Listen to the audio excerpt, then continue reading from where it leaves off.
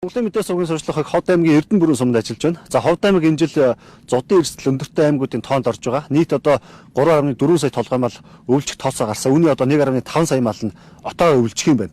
За зарим газараа цас багтай байгаа хэдий ч яг одоо бидний харж байгаа Эрдэнэ бүрэн сум бол цасгүй байна. За гэсэн хэдий ч нийт нутгийнх нь одоо аймгийн хэмжээний нутгийнх нь 70 орчим хувь нь бэлчээрийн дасдаа 40-оос 50 дахин хэтэрсэн учраас ер нь зодын эрсдэлтэй гэж үзэж байгаа юм байна. Тэгэхээр одоо яг ямар арга хэмжээ авж байгаа юм. За цаашдаа аймаг орнотоос хэдийн хэмжээний үүсэлжэл бэлдсэн бэлэн байдлын үед ямар байгаа юм бэ гэдгийг одоо та бүхэнд хүргье. Сая сүүл бүр 8 сар гарч аж бороо орсон. Сүүл нэг жоохон ногоо хинзэлж жоохон ногоотой болж байна өвстэй. 90 бэлчээр тааруу шүү. 4-5 одоо порт машинаар хэмжээд. Ховд аймагт 1-р сард олон жилийн дунджаас их цас орж хүүтрэх төлөвтэй байна. Аймгийн хэмжээний энэ жилд 490 орчим тонн өвс, 389 тонн тижэл бэлтгэхээр төлөвсөн ч цагийн байдал хүндэрч болзошгүй гэж үзээд 60 мянган боодлоо өвс буюу 900 тонн өвс бэлтжээ. Энэ жилийн үед бол манай малчтын төвшөнд одоо бас айгуу сан 100 гаруйгаар одоо давуулан биелүүлсэн гэсэн ийм одоо тооцоо судалгаатай байгаа.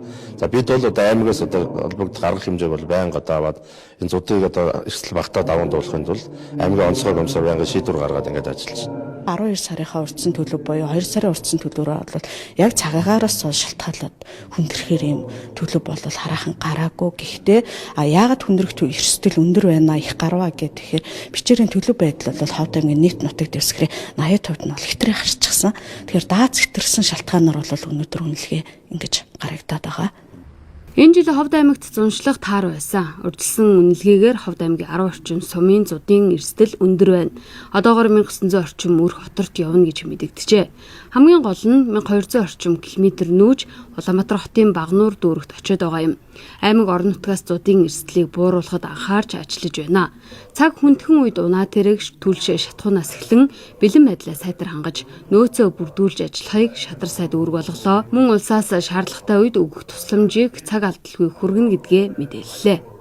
Малажхан салбарын үйлчлэлийн бэлтгэл ажлыг хангах хүрээнд бол 17-аас 18 мянган барьяас өвс бэлтгэдэг байсан бол энэ жил 65 мянган барьяас өвс бэлтлээ. Өөрөөр хэлбэл 3 дахин одоо их өвсний нөөцийг бүрдүүлээ. Дээрэс нь одоо хэвийг хорголжин тэжээлийг бол Оросын холбооны улсаас одоо тодорхой хэмжээгээр оруулж ирсэн байгаа. Цас их орохоос өмнө засны замын машинуудын техник тоног хөрөмжийн бэлэн байдлыг хангах.